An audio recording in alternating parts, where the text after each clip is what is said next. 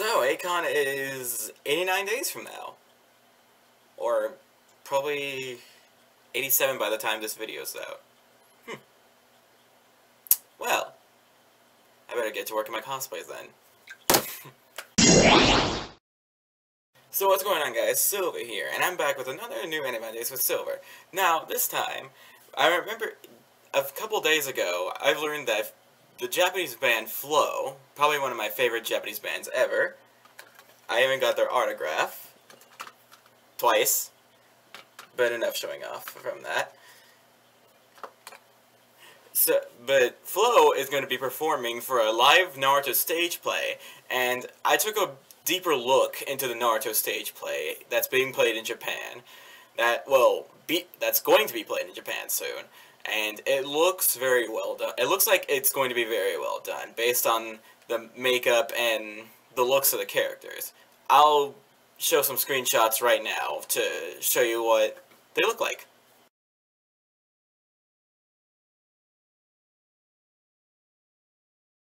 Pretty interesting, right?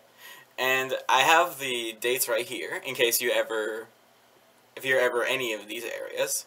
So, the musical will run from March 21st to April 5th in the AIIA Theater, Tokyo, followed by performances in Fukuoka on April 10th through 12th, Osaka on Aprils 17th through 19th, Miyagi from April 23rd through 25th, and then Tokyo again from April 29th to May 10th.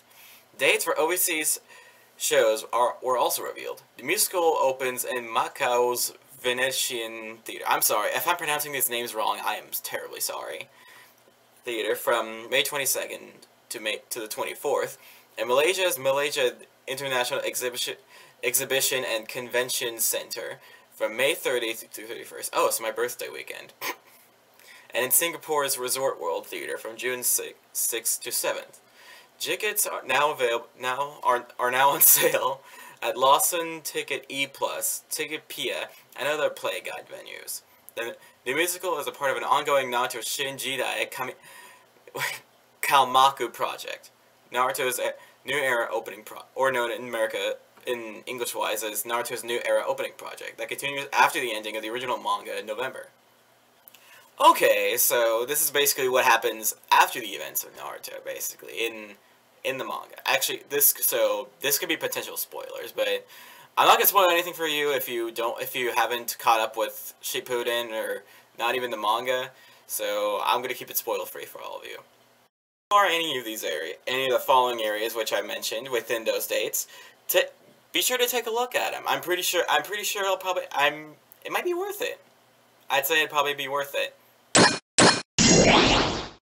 So, also, I'm sure there's a lot of Dragon Ball Z fans out there, and I remembered, and recently they announced Frieza's new form in the new upcoming Dragon Ball Z movie, Dragon Ball Z Revival F, or also known in Japan as Fukatsu no F, film, reveals Frieza's new form, and if you don't know what I'm talking about, here's a screenshot. Pretty interesting, is it? I mean, it looks like cooler if you added in some gold. But in Frieza's it's like Frieza's colors mixed with cooler, and it's just painted gold. Like, okay. I have no problems with this. I have the new story in here right now. They even have new artworks for some of the characters, like Goku, Vegeta, and several other characters, which I'll post right now. And they look pretty interesting. I think all these designs are done by Akira Toriyama, and just seeing this is really getting me curious. I want to see this movie. The cosplay community for Dragon Ball Z must grow. I mean, I wanted it to grow since Battle of Gods came to Japan almost 2 years ago, actually. Wow, almost 2 years ago. But that's another story I'll talk about later on. But Fukatsu no F, it looks like can't wait for this movie to come out. I can't wait for this movie to come out, even though it's gonna be a while for it to come here in America. because it came out in America for the English dub by Funimation back in August last year, I think. Yeah, yeah, August of last year. I remembered. But be sure to watch Fukatsu no F when it comes out soon. If you're gonna be in Japan, which will be in theaters soon, and probably gonna have to wait if you're gonna watch the American version, or just wait for the Japanese version to come here in America. Whichever comes first for you guys.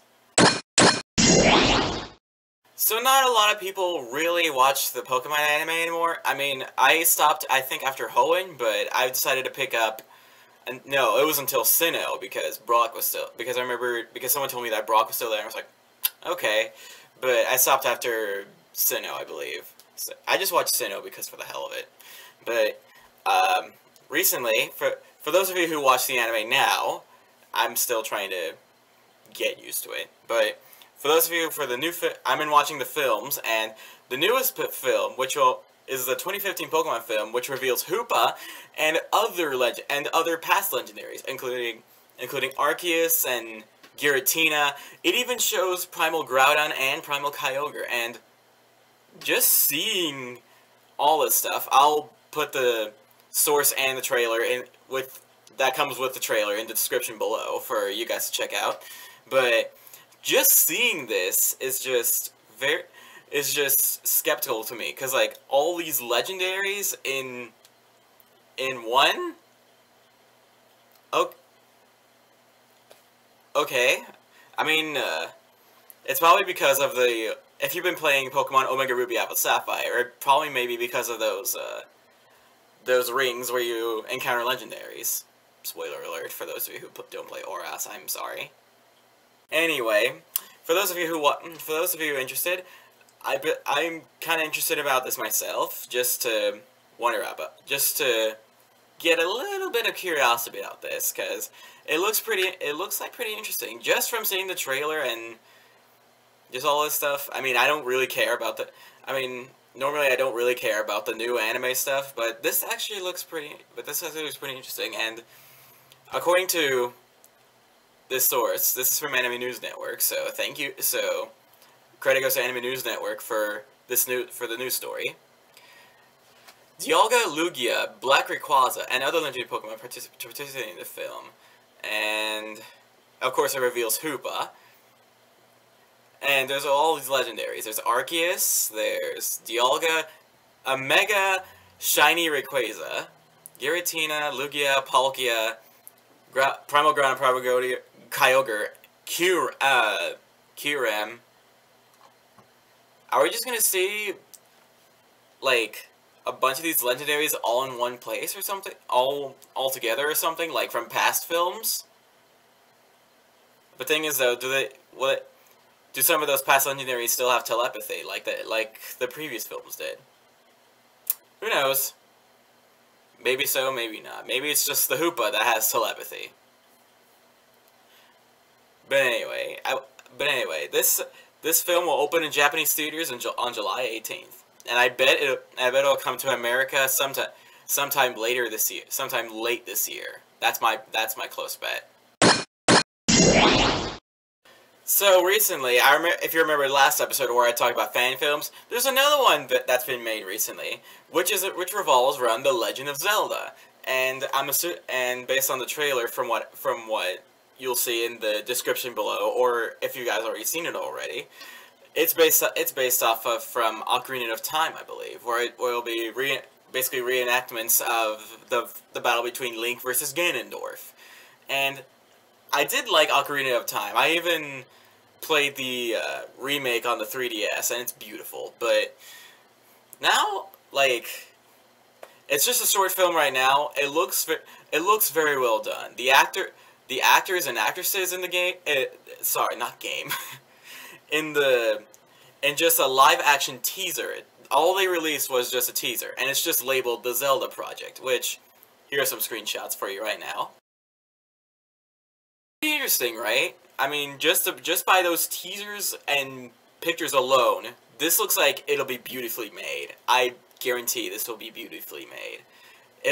Hopefully it'll come out soon, and I have the source right here on right here. I'll even put a link in the description. I'll put the website in the description for you guys to check out, because eventually they'll update. They'll probably update eventually. I've been a fan of Durarara since it first came out in Japan, so it's been about almost 5 years now. And so, well, I think, yeah, about that. And then I remember, and then Durarara X2 released not that long ago. Me and a lot of people have been waiting for a season 2, and now we finally get it. But now we finally, as a Japanese version is releasing over in Japan, we're gonna get an English dub version. So basically, it's basically like Aniplex is giving a live, I guess you could say, like a type of open broadcast, I believe it's called. I forgot what it was called. I'm so sorry. It's basically what Funimation's doing with their dub of Assassination Classroom. Aniplex is doing the same. Aniplex is doing this with Durarara X2, and which I'll put in the description below is where it shows Johnny on Bosch and Crispin Freeman making their announcement about Durarara X2, making their announcement with Durarara X2. It looks pretty interesting, and I can't wait to see the dub version of these characters. The story was amazing. The characters are awesome. I can't wait. Just literally can't wait. The dub will premiere on March 10th, so it'll be out about a day. I think the day before this episode releases. So be sure to check it out when you can. For me, this episode, what was your favorite topic along with this episode of Animondays with Silver? Do you guys have any topics that you'd like me to cover in the next Animondays with Silver?